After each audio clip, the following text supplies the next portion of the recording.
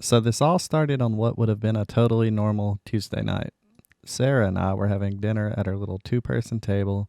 Nothing special. Baked chicken, vegetables, and a bowl of mashed potatoes she made before I got home. I was exhausted from working on my startup all day, just looking forward to eating and maybe watching a show with her. At one point, I reached for the bowl of potatoes that was sitting right next to her phone, and that's when it happened. The second my hand got close, Sarah snatched her phone off the table and pulled it toward her like I was reaching for a nuclear launch code. It wasn't a casual move, it was fast, defensive, almost panicked. She tried to play it off like she was just clearing space, but I wasn't stupid. The way she grabbed it wasn't normal. I felt this weird twist in my stomach, but I didn't say anything. I just told myself, okay, maybe I'm reading too much into this. People get weird about their phones, right? Her job's been stressful. She's got coworkers messaging her all the time. Maybe it was nothing. But still, I noticed.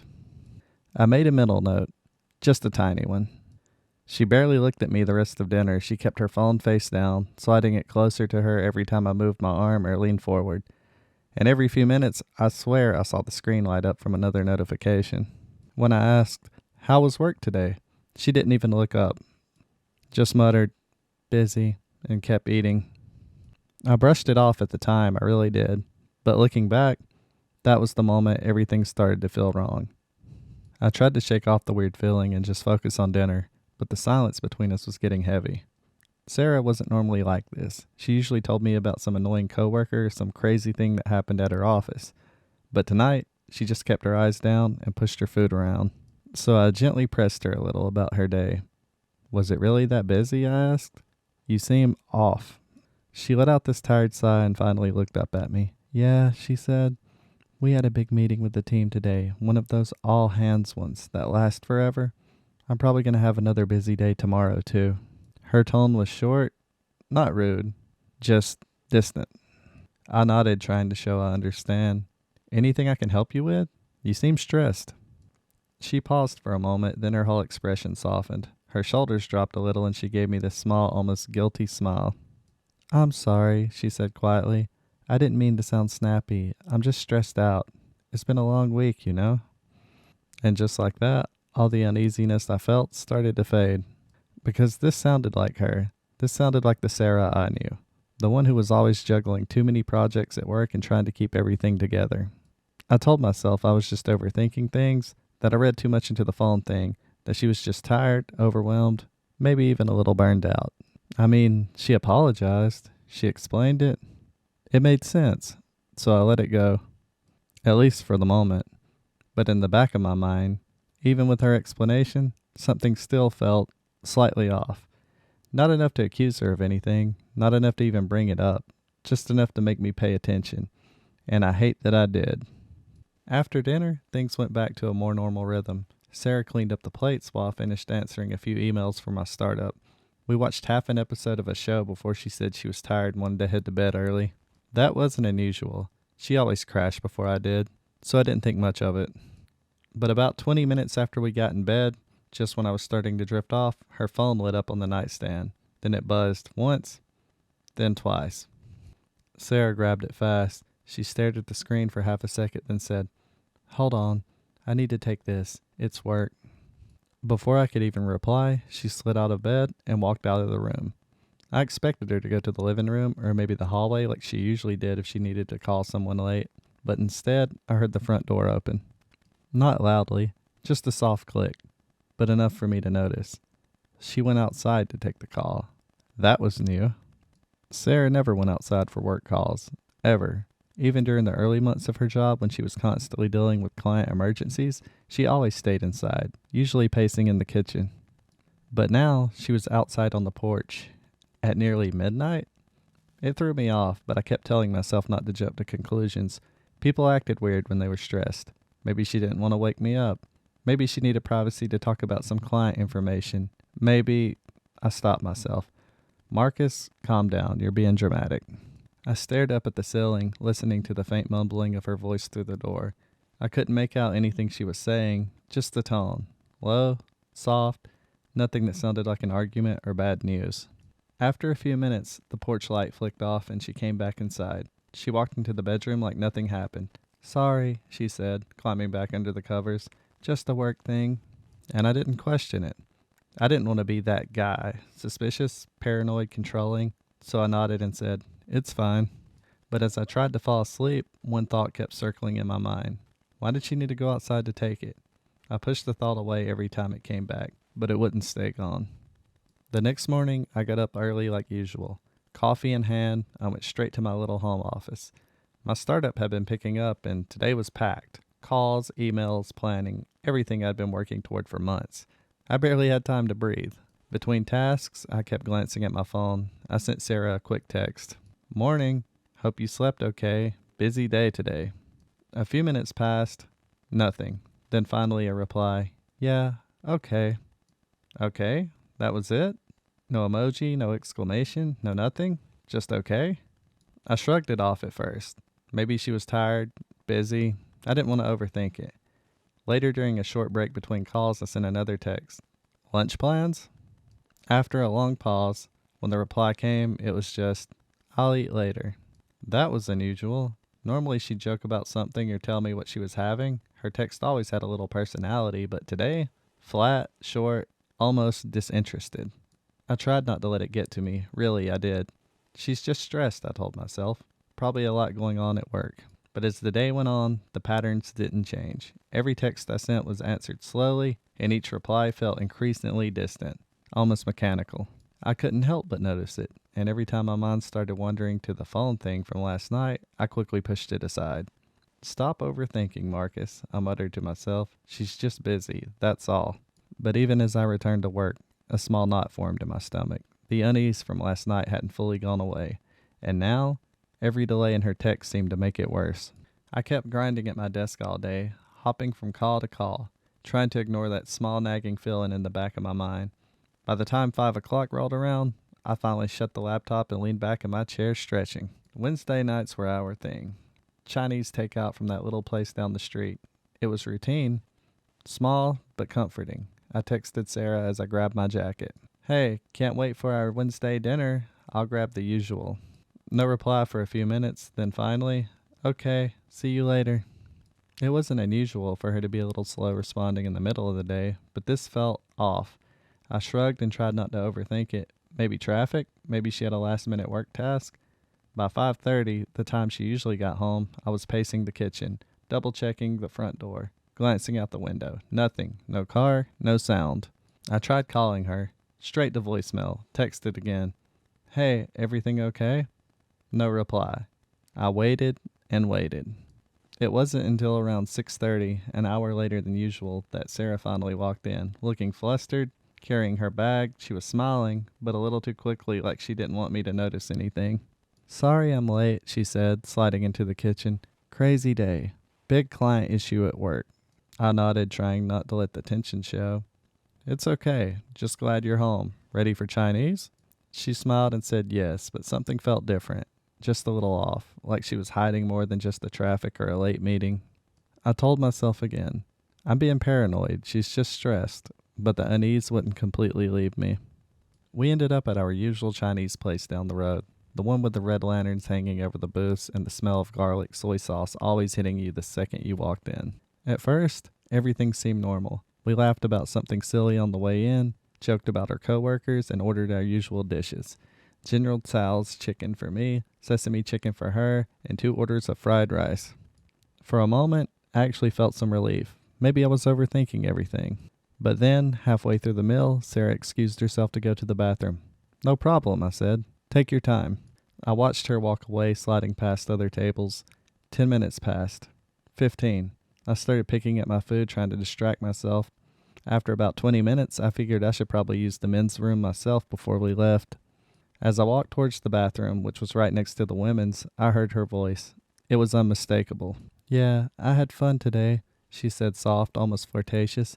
Look forward to seeing you again tomorrow. My stomach dropped. I froze mid-step, unsure if I'd just imagined it. My heart started racing. I stood there for a second, listening. There was laughter. A man's voice responding, low, casual. It clicked. This wasn't a work call. This wasn't stress. I felt the air go out of me. My mind was racing.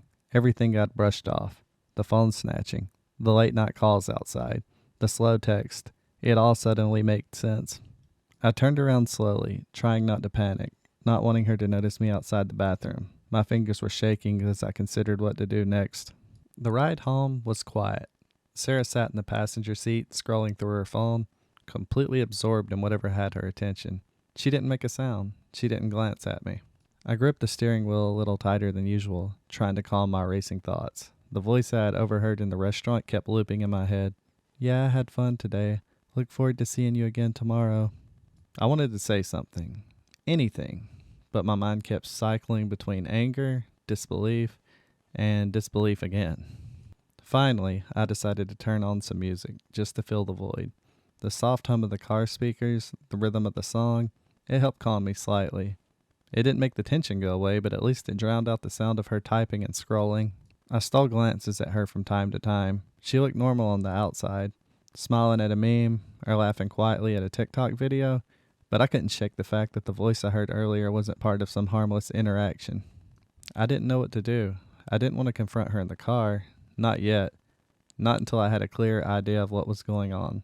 So I kept my mouth shut, nodded at her occasionally when she spoke, and let the music fill the silence while I tried to figure out how I was going to handle this. The next morning, the house felt quieter than usual.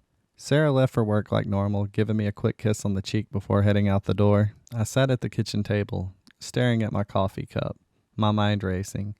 Everything from yesterday.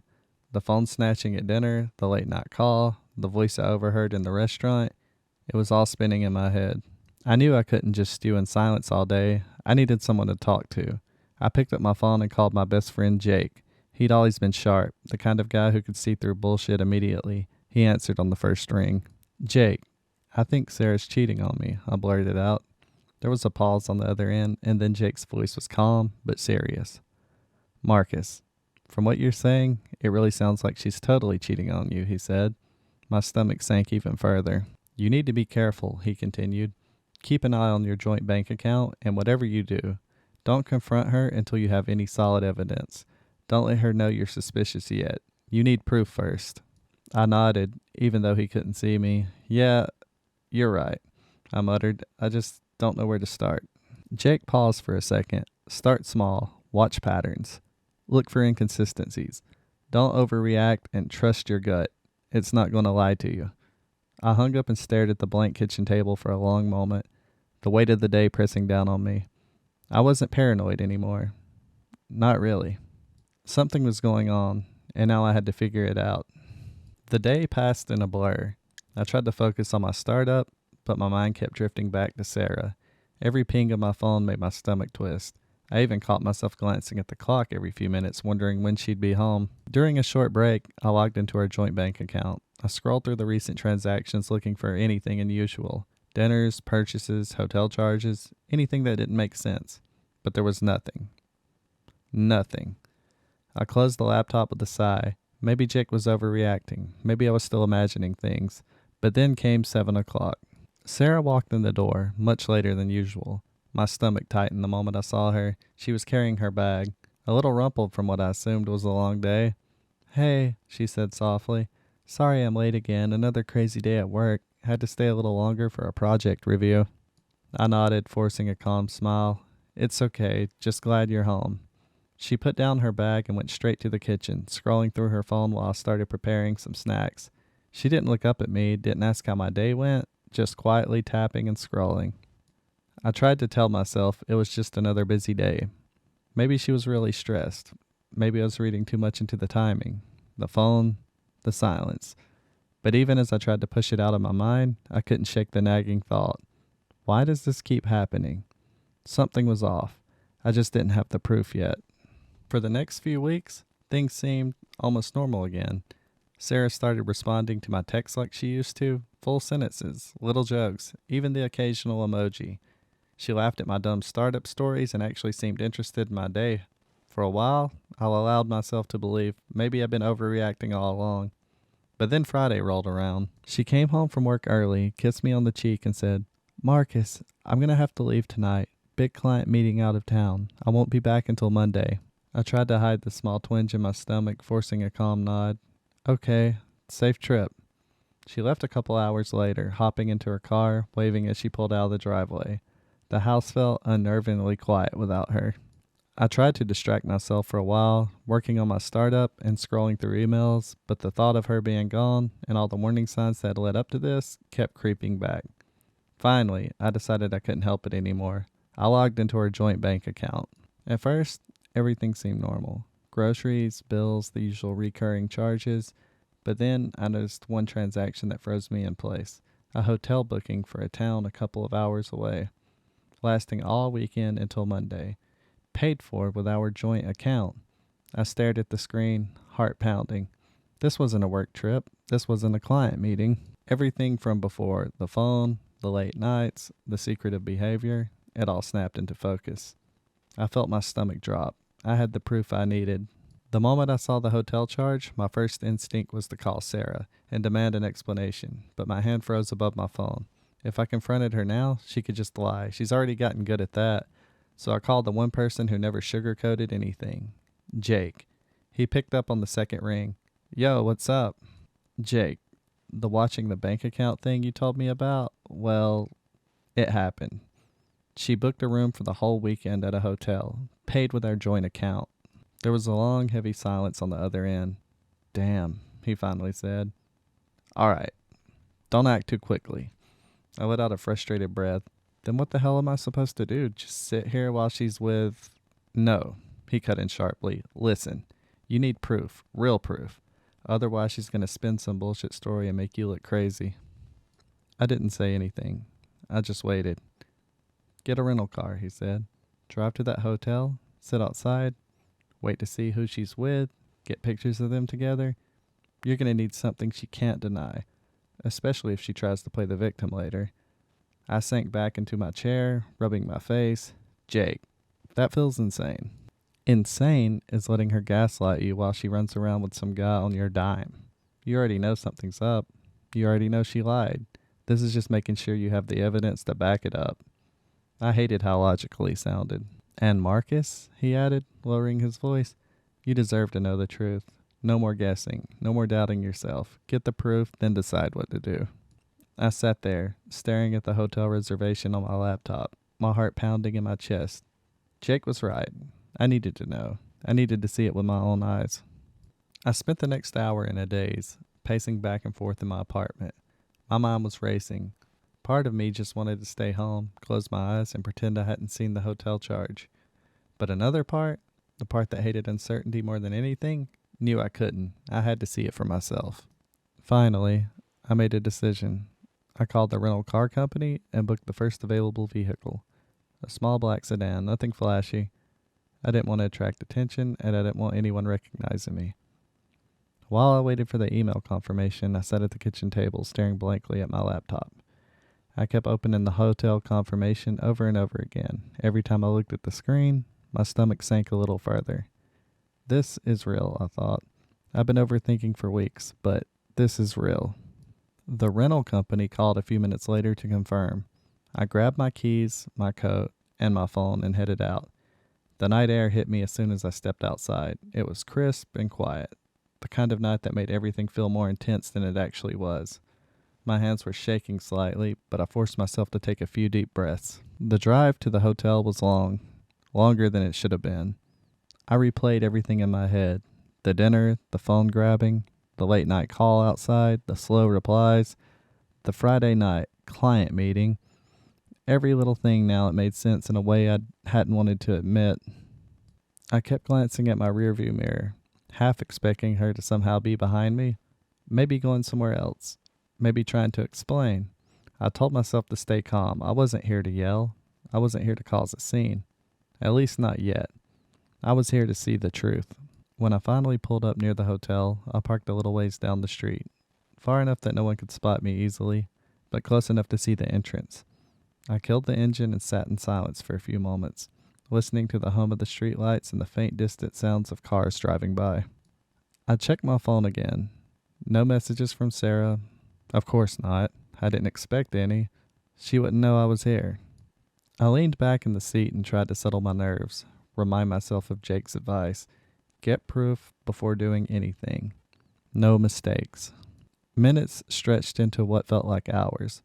I kept stretching the hotel entrance, noting cars pulling in and out, couples walking in together, hotel staff moving about.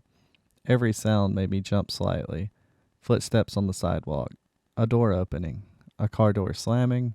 My heart raced every time. I checked my phone again, this time scrolling through past texts with Sarah, trying to convince myself I was imagining all of this. But the evidence, the hotel charge, the late nights, the voice I overheard in the restaurant, it all pointed in one direction. I was sitting there, tense and exhausted, when I finally saw her. Sarah walked out of the hotel lobby, laughing softly into her phone just like I had imagined. She glanced around, then stepped into the parking lot, moving toward a car I hadn't seen before. A man stepped out from behind it, smiling, and she walked right into his arms. I felt a cold, sickening twist in my stomach. I grabbed my phone with trembling hands, quietly snapping pictures, making sure I captured every second. Her smile, the way she leaned into him, the way he put his arm around her, all undeniable. I sat there for a long, tense moment, watching them, silently photographing everything. No words, no confrontation, just proof. Finally, I leaned back in the seat, heart hammering, mind spinning.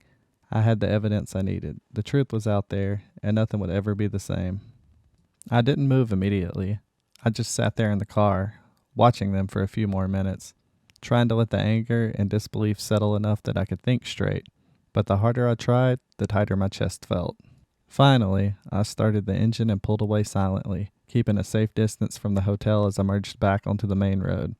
My hands were still shaking on the wheel, my mind racing over everything I'd just seen. I couldn't believe it. I knew something was off, but seeing it with my own eyes, that was different. The drive home felt surreal, like I was moving through a fog. I wasn't even listening to the radio. The streetlights blurred past me while I replayed the scene in my head, again and again. Somewhere along the way, I realized I needed to make sure I had backup, someone to process this with. Someone. Objective. Jake. There was a 24/7 diner just up the road. I pulled into the empty parking lot, sat in the car for a few seconds, and then went inside. The smell of coffee and fryers hit me, and for a moment, it felt almost normal. Almost. I grabbed a corner booth, pulled out my laptop, and started attaching the photos I'd taken outside the hotel. Each image made my stomach twist anew, but I knew I had to get this off my chest. I typed a quick email to Jake, subject line, need advice, urgent. Attached every photo, each timestamp so he could see exactly when and where it had happened. I sent it, took a sip of lukewarm coffee, and waited. Every passing minute felt like hours. Finally, my phone buzzed. Jake had replied. He had opened the images, and his message popped up on the screen. Holy wow. Yeah, that's clear. I recognize the guy, but I don't know a lot about him. Don't do anything yet. I'm going to see what I can find out. Just sit tight. I stared at the message for a long moment, feeling a mix of relief and anxiety. Relief because I wasn't alone in this, and anxiety because now it was real, and I had to wait. Jake had always been level-headed. If he said to hold off, I knew I should, but every second that passed felt like an eternity. I finished my coffee in silence, staring at the empty diner around me, and I wondered how I was going to face the next few days. I had the proof, I had Jake on my side, but the next move? That was going to be the hardest part. I spent the rest of the night in a daze, trying to focus on work, but every time my phone buzzed, my stomach twisted. I kept checking it, half expecting Sarah to have texted, half hoping she hadn't. Around mid-morning the next day, a message finally came through, from Jake. Marcus, spoke to a mutual friend. Turns out he knows the guy. They're going to find out exactly what's been going on. Carry on like normal for now. I'll let you know by the end of next week. I stared at the text for a long moment, relief mixed with tension. At least I wasn't completely in the dark anymore. Jake had people looking, people who could get real answers. Carry on like normal. I wasn't sure how to do that. My gut wanted to explode, to call Sarah, confront her, demand answers. But Jake was right. I needed to wait, stay calm, and let the plan play out. So I did what I could. I went about my day, answered emails, and tried to focus on my startup. But my eyes kept darting to my phone. Every message notification made my heart race. It was going to be a long week. Monday finally came. The house felt emptier than usual without Sarah for the past couple of days, and I'd spent most of the weekend hovering between work and obsessively checking my phone for updates from Jake. When I heard her car pull into the driveway, my stomach twisted. I tried to steady myself, telling myself to act normal, but every instinct screamed that something had changed. She walked through the door like nothing had happened, hair a little messy from the drive, a tired smile on her face, carrying her bag like she always did. She kissed me on the cheek, said a quick, "Hey, I'm back," and went about unpacking her things.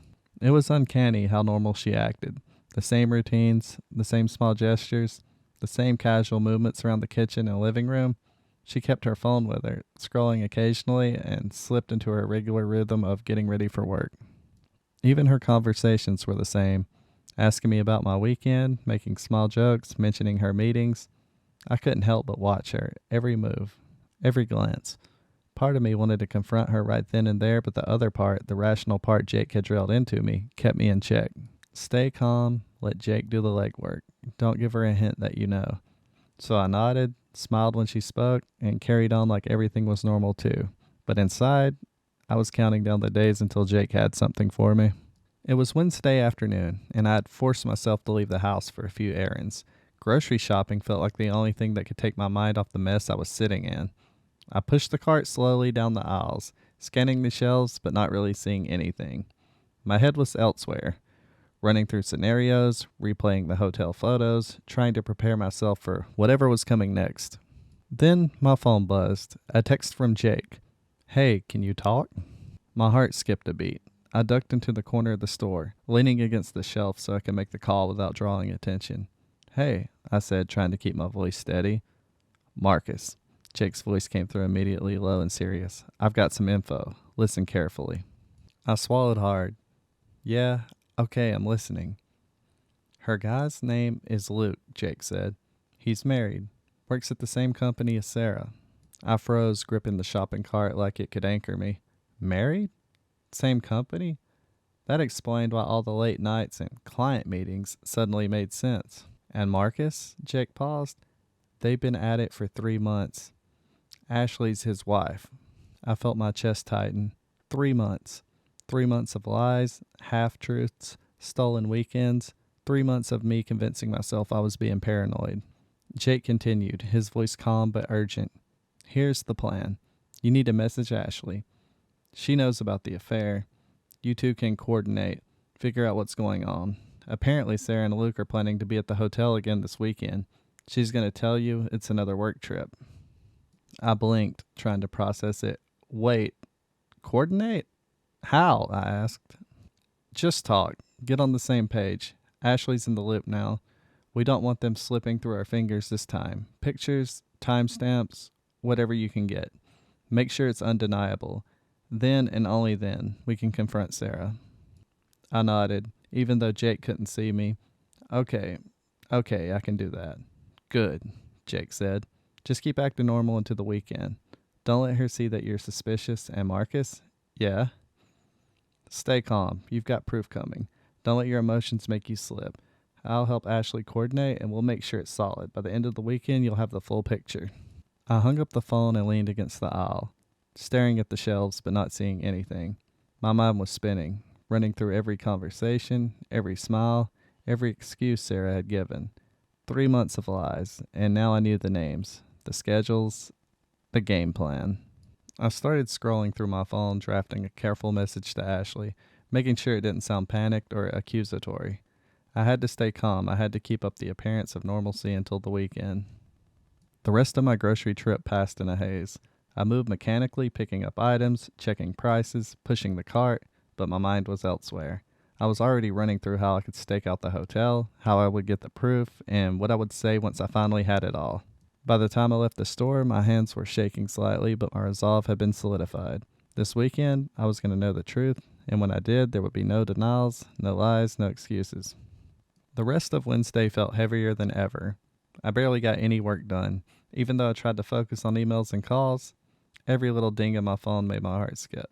I couldn't stop thinking about what Jake had told me. Luke, Ashley, 3 months, the weekend hotel plan, it was all meticulously orchestrated, and yet I had been blind to it until now. Finally, I stilled myself. I opened my phone and attached the photos I had taken outside the hotel the previous weekend. Each one was time-stamped, every frame undeniable. My hand shook slightly as I typed a careful message to Ashley. Hi, Ashley. I'm so sorry to contact you this way. I have proof your husband has been having an affair with Sarah, and I can send it to you if you want to see for yourself. Marcus. I hesitated for a moment before hitting send. There was no turning back. Almost immediately, my phone buzzed with a reply. I want to see it. Please send everything. Thank you for reaching out. I forwarded all the photos and timestamps. The screen blinked with delivered, and I felt a strange mix of dread and relief. At least someone else knew the truth now. Over the next hour, Ashley replied again. She had been silent and calm at first, but as she reviewed the proof, her messages became sharp and precise. I can't believe this. Thank you for sending it. I'm contacting my lawyer now. We'll make sure he faces consequences. Thank you for being brave enough to share this. My chest tightened. Consequences? I hadn't let myself think that far yet, but now it was real. Ashley's lawyer would be involved. This was going to happen. Jake texted me next. Good, now stay calm. Ashley's lawyer is coordinating. They're planning to show up at the hotel this weekend, the same weekend Sarah and Luke are going to be there. They'll serve divorce papers. You don't touch anything until then. Just observe. You'll finally have the proof you need to confront Sarah directly. I sat back in my chair staring at the wall. The weight of the situation pressed down on me. It was surreal. For weeks I had been questioning myself, doubting what I had seen. Now it was all coming together. This weekend, I thought, I'm going to finally know the full truth, and then she's going to have to answer for everything. I tried to act normal for the rest of the day, but every time my phone buzzed, I imagined messages from Sarah or Luke. I went through my usual routine. Shower, make dinner, check emails, but my mind wasn't on anything else. I was already planning the weekend, in my head. When I would leave, where I would park, how I would observe without being noticed. By the time night fell, I was exhausted but also strangely determined. The proof was set. Ashley's lawyer was involved. Jake had my back. All that was left was waiting. And waiting, as I knew, would be the hardest part. Friday had come, and the house felt tense in a way that was almost suffocating. I tried to keep my routine normal, but every little sound made my heart race. I was quietly counting down the hours until this weekend's stakeout. Sarah walked in from work that afternoon, a bright smile plastered on her face, but I could feel the distance beneath it. She leaned over and kissed me quickly. Hey, I've got another meeting tonight. Out of town for a bit, she said, slipping her bag onto her shoulder. There was no hesitation, no extra explanation, just a rehearsed casualness that made my stomach twist. I nodded, forcing my own calm smile. All right, have a safe trip. And just like that, she was gone. An hour later, Jake called. It's time, he said. Ashley and her lawyer are ready. You need to get over there quietly and don't do anything stupid. Let them take the lead. I grabbed my keys and followed Jake's instructions. We met Ashley and the lawyer at a small diner near the hotel. Ashley looked tense but determined. Her lawyer carried a briefcase, and I could see the organized precision in every step they took. We piled into the cars, keeping a low profile. I stayed behind Ashley's car, following the lawyer at a careful distance as we pulled up to the hotel. I took a deep breath, my heart pounding. Every instinct in my body screamed at me, but I reminded myself, stay calm, observe, don't interfere. The lawyer walked confidently to the hotel desk and confirmed the room number. I followed quietly, Ashley beside me, my hands gripping the railing in the hallway as we made our way to the room. My chest felt tight, every step heavier than the last. We arrived at the door. The lawyer knocked firmly. There was a pause, then the door opened. There he was, Luke, looking surprised, then horrified, and next to him, Sarah. Both froze when they saw us standing there. Luke, the lawyer said calmly, holding up the papers. You're being served. Luke's face went pale. Sarah's jaw tightened. Wait, what is this? Luke stammered. You know exactly what this is, the lawyer said. You've been served divorce papers. Suddenly, chaos erupted. Luke's voice rose, panicked, pleading. Ashley, wait, it's not what it looks like. Please, we can fix this. I can explain. Sarah's eyes widened, a mix of shock and fear. Marcus, it's not what you think. Please just let me explain. I didn't mean for this to happen. I felt my stomach drop, but I didn't move. I stayed rooted in place, watching her lie. The rehearsed excuses, the frantic gestures. Ashley stood beside me, cold and composed, watching every reaction like a hawk. Luke continued begging, scrambling to make it seem like some mistake, some misunderstanding, but every word rang hollow. Sarah's protest only confirmed what I already knew. For the first time in weeks, I felt the weight lift slightly. The truth was finally out, undeniable, in front of everyone. I didn't speak. I didn't need to. The proof was right there. The papers in the lawyer's hand said it all. And Sarah, for all her pleading, couldn't rewrite the past 3 months. After Luke's frantic pleading and Sarah's desperate protest, a heavy silence fell over the hotel room. Luke just went quiet. His eyes darted around, taking in the lawyer, Ashley, and me, and it finally sank in. There was nothing he could do. The papers were official, the proof undeniable. The game was over. Sarah's face paled for the first time. I saw genuine fear in her eyes, the kind that no rehearsed smile or excuse could cover. I took a deep breath, steadying myself. "Sarah," I said, my voice calm but firm, "you have 48 hours to get your things out of my house. After that, I don't want to see you here again." Her lips trembled and her mouth opened to argue, to beg, but I shook my head. "No, it's over. Do what you have to do and be gone." She swallowed hard, glancing at Luke, then back at me before nodding silently. The room was quiet for a moment longer. Luke slumped against the wall, defeated, while the lawyer organized the remaining papers. Ashley gave me a brief nod of solidarity, and I felt a strange mixture of relief and exhaustion settle over me. Over the next couple of days, Sarah packed up her things and left my house, moving in with Luke into a small apartment. I didn't see or hear from her again after that weekend. Word got back to me eventually, though, through mutual acquaintances. She was miserable. Luke, it turned out, hadn't been faithful to her either. He had been seeing other women behind her back, just as he did with Ashley. I didn't feel joy at that news. Betrayal was a heavy burden, no matter how it played out. But there was a quiet satisfaction in knowing the truth had come to light, and that I hadn't let myself be gaslit any longer. Life slowly returned to normal after that. The routine dinners, the quiet nights at home, the small joys of my startup, they felt different now, but in a way that was lighter, freer. I had learned who I could trust, and more importantly, who I couldn't.